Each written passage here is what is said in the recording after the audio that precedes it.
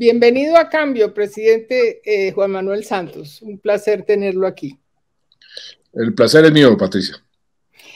Bueno, ¿por qué ha estado tan perdido, presidente? ¿Por qué ha guardado silencio ante esta crisis tan grave que está viviendo el gobierno mientras casi todos los otros presidentes han dado su opinión? Usted calladito, ¿por qué? Porque yo aprendí de Belisario que los expresidentes calladitos son más bonitos. Y además, en circunstancias como estas, los clásicos, los sabios, recomiendan que uno debe esperar a que el barro se decante para que el agua restablezca su claridad y uno pueda ver las cosas mejor. Mucho ánimo exaltado, análisis equivocados, y por eso es mejor esperar, ver las cosas con calma y después opinar o actuar. Así he sido yo en la vida. Mi abuela, me acuerdo, me decía mucho: mijito, cuente hasta 10 antes de contestar. Y es un consejo sabio que creo que todos debemos seguir. ¿Su abuela paterna o materna? Materna, Teresita Nieto. Ya. ¿Y a qué se ha dedicado en todo este tiempo? Pues yo he estado muy vinculado a organizaciones internacionales, a ONGs internacionales. Yo soy parte de ese grupo que creó Nelson Mandela hace 15 años, que se llaman los Elders, que lo creó para defender la paz, para defender el medio ambiente, para promover la paz donde no haya paz. Pertenezco a organizaciones que están dedicadas a combatir el cambio climático, como una que se llama WCS, con sede en Nueva York. Soy parte de la junta de la Fundación Rockefeller. Soy parte de la junta de una institución muy importante y muy interesante que se llama International Crisis Group, que también está dedicada por el mundo entero a tratar de resolver los conflictos. Hoy en día hay más de 100 conflictos en el mundo armados, y nosotros estudiamos esos conflictos y en la medida de lo posible pues ayudamos a que se resuelvan. En eso he ido, por ejemplo, a Etiopía, cuando estaban, o todavía estaban en la guerra allá interna en Etiopía. Posiblemente vaya en un par de meses al Congo, porque están que declaran la guerra a Ruanda. Entonces vamos a ver cómo intervenimos. En fin, dedicado a la paz mundial, la paz entre humanos y la paz con la naturaleza. Presidente, o sea que está dedicado al oficio de ser Premio Nobel de Paz, ¿cierto? Pues buena parte de los sitios donde me llaman a que intervenga, que ayude, es por ser Premio Nobel. Realmente eso le genera a uno una responsabilidad. También he sido catedrático, profesor en la Universidad de Oxford, en la Universidad de Harvard, en la Universidad Nacional, y lo que hago también es tratar de enseñarle a los estudiantes lo que uno aprende a través de la vida, que eso también es una labor muy satisfactoria. Sí, señor. En esos 100 conflictos que me dicen, ¿no? 100 conflictos que hay en el mundo, ¿están jerarquizados? ¿El conflicto colombiano qué lugar ocupa? No, no están jerarquizados. Y cada conflicto tiene sus propias características, sus propias condiciones. Aquí no hay una fórmula mágica para resolver conflictos. Eso hay que estudiar cada conflicto, el origen del conflicto, quiénes intervienen en el conflicto, y buscar salidas para terminar los conflictos. Pues cada conflicto tiene una salida especial, una forma de salir. Muchos de ellos se demoran muchísimos años, otros se demoran menos, pero no, todos los conflictos son diferentes. Entiendo que a raíz de la película Oppenheimer hubo un panel sobre la bomba atómica de Hiroshima en el que usted participó. ¿Cómo es eso? Cuéntenos esa historia. Esa historia es muy interesante. Oppenheimer y Einstein y otros científicos de la Universidad de Chicago, cuando se inventaron la bomba atómica y la hicieron explotar en Hiroshima y Nagasaki, quedaron como con un complejo de culpa. Mire lo que nosotros nos inventamos, esto va a destruir el planeta. Y procedieron a crear un grupo de científicos que se llama el Boletín de Científicos Nucleares, para que esos científicos monitorearan todo lo que son las armas nucleares y la evolución de ese experimento y de esa invención macabra.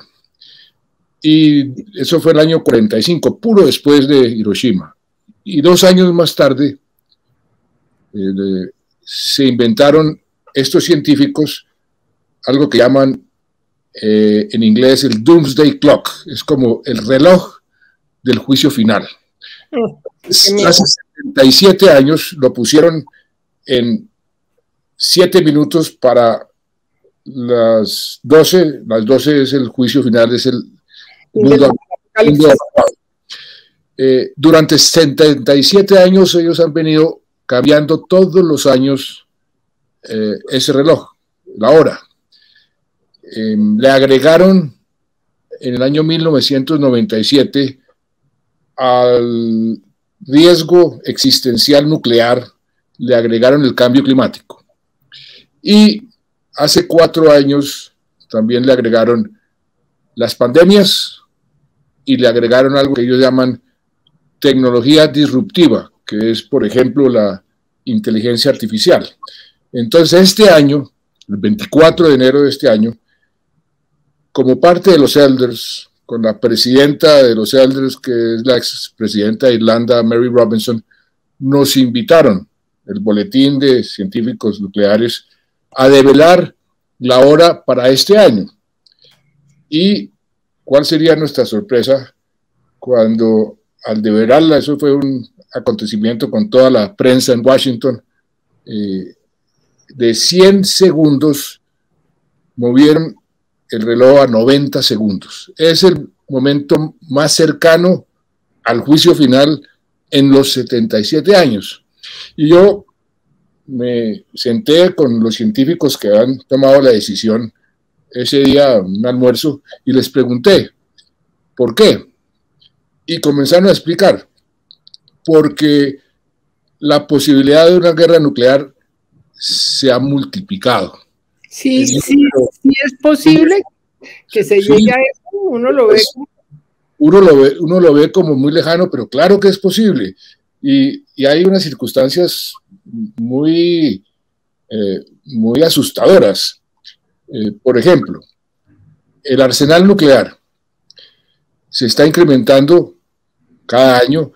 China, por darle un solo ejemplo, decidió aumentar su arsenal nuclear para tener el número igual de bombas atómicas que Estados Unidos para el año 2030. O sea, viene incrementando su arsenal nuclear. Países que tienen capacidad de lanzar bombas nucleares han incrementado, han multiplicado las formas de hacer estas bombas más mortíferas y más precisas usando tecnología. Entonces, el riesgo se ha venido incrementando y algo que hablábamos en ese panel que usted menciona y que hemos hablado muchísimo en los Elders y con estos científicos nucleares, es que la opinión pública no se ha dado cuenta de ese riesgo. En los años 70, inclusive años 80, uno veía manifestaciones en el mundo entero en contra de las bombas nucleares, de que los países tuvieran un arsenal nuclear. Últimamente, Putin amenaza con utilizar bombas nucleares y nadie sale a manifestarse, nadie se preocupa, y eso es muy preocupante porque eso quiere decir que estamos cada vez menos conscientes de ese riesgo.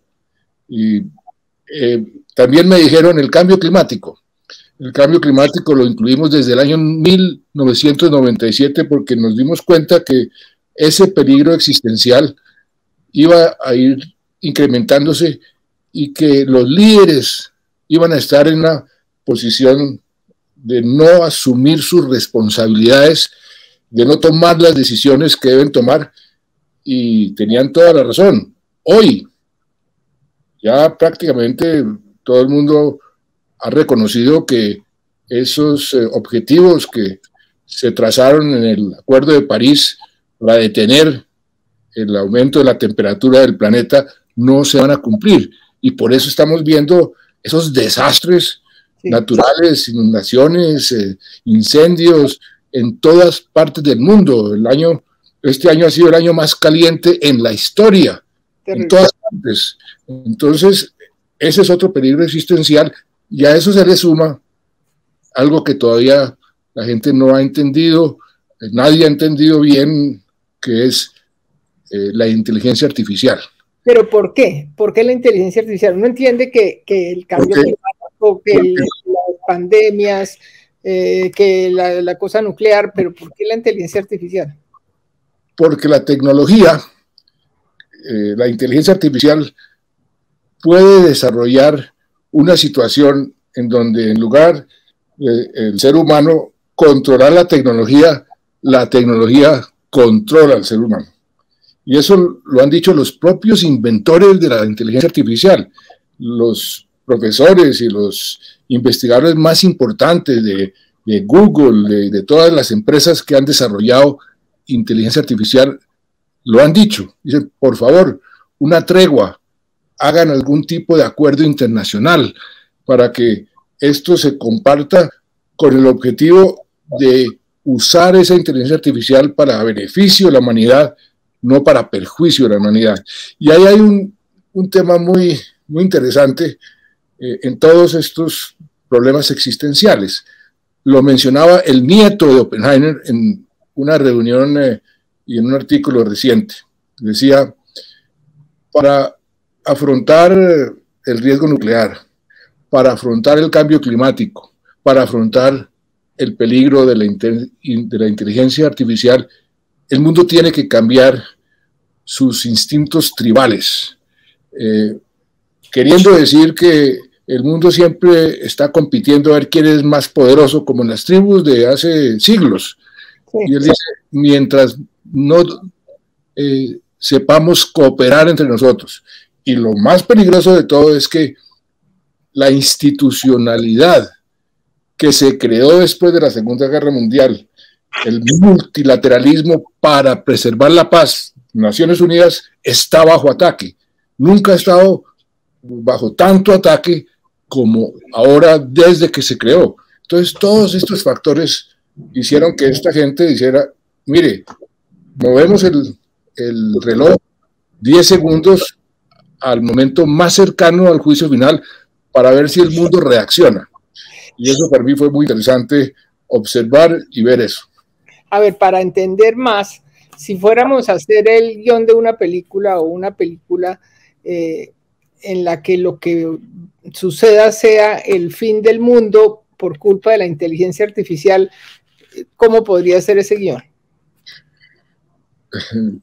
Pues una de mis frustraciones en la vida fue no haber aprendido a tocar ¿guitarra? Algún instrumento. Me hubiera fascinado tocar violín. No saber... Como tiro fijo, usted sabe que era un gran violinista. No saber cantar y no haber sido un buen guionista, porque me hubiera fascinado ser un buen guionista de televisión o de cine. Pero la inteligencia artificial, pues, si la inteligencia comienza a dominar al ser humano, mire, la influencia de, por ejemplo, las redes sociales, lo que los jóvenes están recibiendo a diario, el número de horas que se la pasan en las redes sociales. Eso usado por la inteligencia artificial, su efecto y su poder se multiplica, y eso puede ser utilizado para el bien, pero también para el mal. Por ejemplo, en las elecciones, ya estamos viendo cómo las redes sociales y cómo la inteligencia artificial está interviniendo en la comunicación de los gobernantes con los gobernados, de los candidatos con los electores, y como tienen información de todo el mundo, pues son mucho más eficaces. Mire el siguiente ejemplo. Creo que fue en Polonia, nombraron el gobierno un asesor de comunicaciones, y las instrucciones para ese asesor es: recoja toda la información que circula en cada mañana por las redes sociales, me la clasifica, me dice qué está diciendo la gente, qué está pensando la gente, y a las 11 de la mañana me tiene las respuestas a las preocupaciones de la gente de ese día. Pues eso no lo pueden hacer los seres humanos, eso lo hace la inteligencia artificial, y ese asesor no es un ser humano, es una persona, un robot artificial. De eso estamos hablando. No, terrible. Cuénteme una cosa, ¿por qué inicialmente plantearon que quedaban 7 minutos? ¿De dónde salió esa cifra? ¿Se la inventaron? Buenísima pregunta, no les hice esa pregunta, dijeron, mire, vamos a tomar una referencia. Por ejemplo, en la crisis de Cuba, cuando casi hay una guerra nuclear, sí, la gente no sabe lo cercano que estuvimos a una guerra nuclear. Uno de los submarinos rusos ya estaba a punto de lanzar el torpedo con la bomba nuclear y paró por un milagro, pero ahí corrieron el reloj, pues no sé cuánto, pero nunca lo habían corrido tanto como ahora, porque además al riesgo nuclear, porque el año 62 solamente estaban monitoreando, porque ese era el problema existencial. En el año 62, ¿quién iba a pensar en cambio climático? ¿O quién iba a pensar en inteligencia artificial? O inclusive en las propias pandemias. No la consideraban como un peligro existencial. Hoy sí, entre otras cosas, porque, por ejemplo, el cambio climático genera cada vez más riesgos de pandemias, por los fenómenos que genera el cambio climático de acercar a los animales con los seres humanos por 1000 factores. Entonces todo está también relacionado, y esta gente lo que hace es evaluar el conjunto de los riesgos y tomar esa decisión de en dónde pone. ¿Qué puede hacerse para minimizar el riesgo nuclear? Entiendo que los elders tienen como 4 recomendaciones para eso, presidente. Sí, pero Patricia, yo lo reduciría a que la gente tiene que presionar a los líderes, a los responsables, sobre todo a los países que hoy tienen un arsenal nuclear, a que ojalá lo eliminen. Y mire lo que está pasando al contrario. Los acuerdos para controlar el aumento del arsenal nuclear, el acuerdo de START, le cuento una anécdota. Ese mismo día, el 24 de enero, por la tarde, con la presidenta de los elders fuimos a visitar al embajador ruso en Washington. ¿Es la presidenta de los elders? Mary Robinson, la presidenta de los elders, es expresidenta de Irlanda, una mujer maravillosa. Fuimos esa tarde a la embajada rusa. El embajador ruso actual, al que visitamos, fue el negociador ruso con Estados Unidos para limitar el arsenal nuclear. El acuerdo se llama el acuerdo de START. Fuimos y le dijimos, y yo le pregunté, mire, estábamos también viendo a ver qué posibilidades había de intervenir o de ayudar para la guerra en Ucrania pues, se pudiera terminar. Entonces le dijimos, miren, todas las guerras hay acuerdos parciales, ya hicieron ustedes un acuerdo con Ucrania para intercambiar prisioneros, ya tienen un acuerdo para dejar que los cereales y los granos puedan exportarse. Hay posibilidades de otros acuerdos y a renglón seguido le pregunté, ¿están suspendidas las negociaciones para renegociar el acuerdo de limitación de las armas nucleares con Estados Unidos? ¿Qué posibilidades hay de reanudar esas negociaciones? Y la respuesta fue muy vehemente, diciendo, por ningún motivo vamos a hablar con los americanos sobre el tema nuclear hasta que no se den cuenta que el orden mundial hay que cambiarlo. Y dijimos, el orden mundial hay que cambiarlo, ¿eso qué quiere decir? Y pues por supuesto esa conversación ahí terminó. Sí.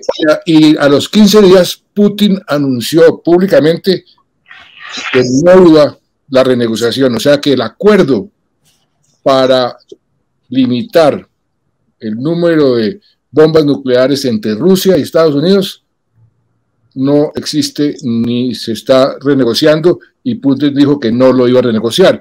Todo eso contribuye a este estado de alarma en que debemos estar todos los ciudadanos del planeta frente a esos peligros existenciales. Entonces, ¿usted cree que el mundo entero debería movilizarse en contra de las armas nucleares y la proliferación de ellas?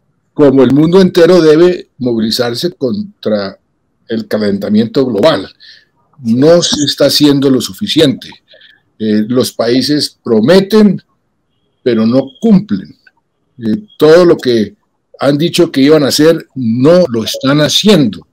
Y estamos viendo cómo el clima se está deteriorando cada vez más y ya lo estamos comenzando a sufrir, y eso tiene como una especie de ascenso geométrico.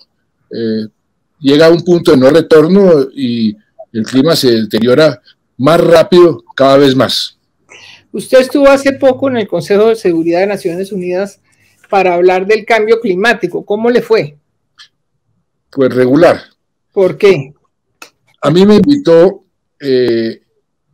la ministra de los Emiratos, que estaba presidiendo el Consejo de Seguridad ese mes. En el Consejo de Seguridad se rotan la presidencia entre los 15 países. Cada mes hay un país que asume la presidencia. Le tocaba a la ministra o a Emiratos presidir el Consejo de Seguridad, y ellos son los anfitriones de la COP28, de la gran cumbre climática a finales de este año. Entonces, la ministra me dijo, usted me puede ayudar y puede hablarle al Consejo de Seguridad. Yo voy a convocar una reunión a nivel ministerial del Consejo de Seguridad para ver si el Consejo de Seguridad se mete en el tema del cambio climático. Y la razón es muy sencilla. El cambio climático está generando cada vez más condiciones de conflicto. Todo el desplazamiento, todo lo que estamos viendo incrementa los conflictos en el mundo. O sea, tiene todo el sentido del mundo que el Consejo de Seguridad se meta en el cambio climático como uno de los factores que puede afectar la paz mundial. Pues yo fui y les hice la exposición, les pedí que por favor tomaran esa decisión. Hasta ahora el Consejo de Seguridad había sido reacio. John Kerry, el antiguo secretario de Estado, estaba representando a Estados Unidos, hizo un discurso muy elogioso y muy positivo, diciendo que teníamos razón, que ellos apoyaban esa posición. La mayoría de los países africanos dijeron que sí, Francia también, y entonces llegó el turno de Rusia, y Rusia se opuso. Me imagino que es por las razones geopolíticas y esa competencia geopolítica. Después China también pues no la vio con buenos ojos, y lo que a mí más me sorprendió fue la posición de Brasil. Brasil, a mí yo quedé muy sorprendido. Y yo después pregunté, ¿y Brasil por qué se opone a esto? ¿Pero a qué se opuso en concreto? En Brasil todavía tienen ese complejo de que Naciones Unidas o que los países ricos se van a apoderar del Amazonas. Entonces prefieren que el Consejo de Seguridad no se meta en el Amazonas, no se meta, como dicen en sus predios. Esa fue la explicación que a mí me dieron. Pero infortunadamente, pues, como no hubo consenso y dos países que tienen poder de veto, pues eso no fue muy positivo. Pero en concreto el planteamiento era que el Consejo de Seguridad tuviera algún mando, digamos, sobre el... Sí, que asumiera el tema del cambio climático. Sí. El Consejo de Seguridad es la instancia más poderosa, más importante, que tiene poder de decisión, que asumiera el cambio climático como uno de los temas para discutir dentro del Consejo y para tomar decisiones sobre aspectos que tengan que ver con el cambio climático. Pero se opusieron esos países y eso ha sido imposible. Bueno, a propósito, dicen las malas lenguas, presidente, que usted aspira a ser secretario general de la ONU. Pues mire, en ese panel en que me invitaron a participar con una mujer maravillosa que se ganó el premio Nobel el año siguiente al premio Nobel que nos ganamos nosotros, que fue una sobreviviente de Hiroshima, una japonesa. Y estaba también pues uno de los profesores de la Universidad de Chicago que hacen parte de ese boletín de científicos nucleares, y estaba la que preside el boletín. Y yo dije ahí, mire, para efectos de la negociación nuclear, quiero citarles parte de una carta que me envió precisamente para transmitirlo al panel la esposa de Mandela, la viuda de Mandela, una mujer maravillosa que se llama Gracia Machel. Y ella decía, la diplomacia nuclear desde la Segunda Guerra ha sido una competencia entre potencias y ha sido una discusión machista. ¿Quién es más macho? ¿Quién tiene más músculo? Deberían dejarle a las mujeres mucha más participación en la diplomacia nuclear. Y ahí dije, yo creo que esa señora tiene razón, y por eso creo yo que la próxima secretaria general de Naciones Unidas debe ser una mujer. Bueno, pues vamos a ver. Presidente, cambiando de tema, hace poco le escribí yo a usted para invitarlo a un foro muy importante que va a hacer cambio el próximo 24 de agosto, llamado el Gran Acuerdo Nacional y la Paz Grande.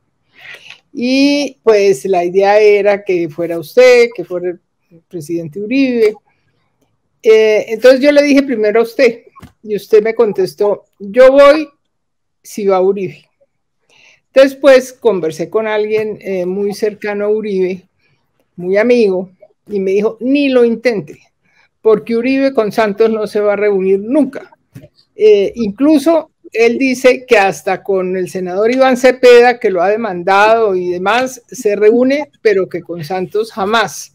Dije, pero ¿cómo es eso? Si ya se van a morir prontico, ¿por qué van a morirse así con esos odios? No hay nada que hacer, o sea, ni siquiera le menciona el tema. ¿Por qué esa inquina y esa obsesión de Uribe con usted? Patricia, le confieso que yo no sé, he tenido esa inquietud, ese interrogante. He estado por, además, enviarle una carta a Uribe pidiéndole disculpas, porque por cuenta mía lleva años amargado, va a cumplir 13 años, amargado, obsesionado, sin razón alguna. Algunos me dicen que fue porque en nuestro gobierno sobrepasamos todos los indicadores sociales, económicos que él había logrado y que le quitamos su puesto en la historia. otros dicen que son otras condiciones, pero yo no le paro bolas a eso. Ya Uribe lo tengo descontado. ¿Usted se acuerda, Patricia? ¿Cómo tu mantra? ¿No pelear con Uribe? ¿Usted se acuerda que yo, de una tira cómica de un personaje que se llama Olafo el Amargado? Cada vez que Uribe me ataca, yo simplemente me imagino a Olafo el Amargado, me sonrío y sigo adelante. Yo no voy a seguir peleando con Uribe. No, yo no peleo, yo no le contesto. Le he enviado cartas para ver si hacemos las paces. No sé por qué peleó conmigo, pero yo a eso no le quiero dar ninguna importancia. Yo quiero realmente terminar mi vida. Se lo dije en una carta, le dije, hagamos lo que hicieron los dos presidentes americanos, el segundo y el tercero, Jefferson y Adams. Trabajaron juntos políticamente, luego se volvieron adversarios políticos muy fuertes y al final de la vida se volvieron otra vez amigos y se intercambiaron cartas, unas cartas maravillosas. Le dije que hiciéramos lo mismo y lo consideró una ofensa. Pues yo no voy a seguir insistiendo más y no le voy a seguir parando bolas, o no le voy a parar bolas, y yo voy a seguir mi vida. Y ojalá pudiéramos hacer esas reuniones, los acuerdos nacionales, estas cosas personales, debe estar a un lado frente a lo que el país necesita. Los expresidentes en algunos momentos deberían no intervenir, pero cuando intervienen deben ser para generar consensos, para generar apoyos en cosas que no sean partidistas, sino que sean cosas que le convengan al país. Y en eso yo estoy más que dispuesto cuando quiera y donde quiera. El epígrafe de un libro que acabo de sacar, que se llama La espada de Bolívar, del M-19 a la Casa de Nariño, dice más o menos, no recuerdo exactamente, pero es una frase de Bolívar de un mes antes de morir, en la que dice que el principal error de su vida fue no haber llegado a un acuerdo con Santander. De manera pues que aprovecho esta oportunidad para reiterarle la invitación al foro y para invitar al presidente Uribe a que vaya al foro y converse con el presidente Santos y con el país. Yo de antemano acepto con mucho gusto, Patricia. Bueno, vamos a ver qué dice el presidente Uribe. Bueno, usted está de cumpleaños hoy. Esta entrevista no se va a publicar el día de su cumpleaños, sino un par de días después, y no le quiero quitar más tiempo. Pero hay una última pregunta que sí quiero hacerle, presidente. Si usted estuviera en la situación en que está el presidente Petro, ¿qué haría? Pues yo he aprendido a no dar opiniones cuando uno no se las pide. Petro, como gobernante y como ser humano, está pasando por una situación difícil. Los principios y los valores son como brújulas y mapas que le ayudan a uno a retomar el rumbo cuando hay mucha confusión, cuando uno está perdido en lo personal, en las empresas y en los países. Uno tiene que aferrarse a esos principios y a esos valores. Y yo creo que si yo estuviera en sus zapatos haría eso. Los principios democráticos, respetar la Constitución, respetar la justicia, respetar la separación de poderes. Ojalá, eso también es un principio democrático, promover la unión del país, tender puentes con los contradictores, generar consensos. Eso es lo que el país necesita y ojalá lo haga. En lo personal también, los valores y los principios son muy importantes. Creo que he actuado con el presidente Petro con ese drama familiar que yo a nadie le desearía semejante drama que le ha tocado vivir, pero lo ha asumido con mucha integridad y mucha tenacidad, y eso es lo que corresponde pero más allá, yo no estoy en condiciones de darle consejos, opiniones al presidente Petro. Creo que él debe encontrar su propio camino, porque eso es lo que le da fuerza para seguir adelante. Bueno, presidente, muchas gracias. Que se goce su cumpleaños, se tome una champaña y muchas gracias por venir a Cambio. Muchas gracias, Patricia, y espero que nos podamos ver pronto, y voy a leerme su libro sobre la espada de Bolívar con mucho interés. Se está vendiendo como pan caliente, le cuento. La felicito. Bueno, muchas gracias.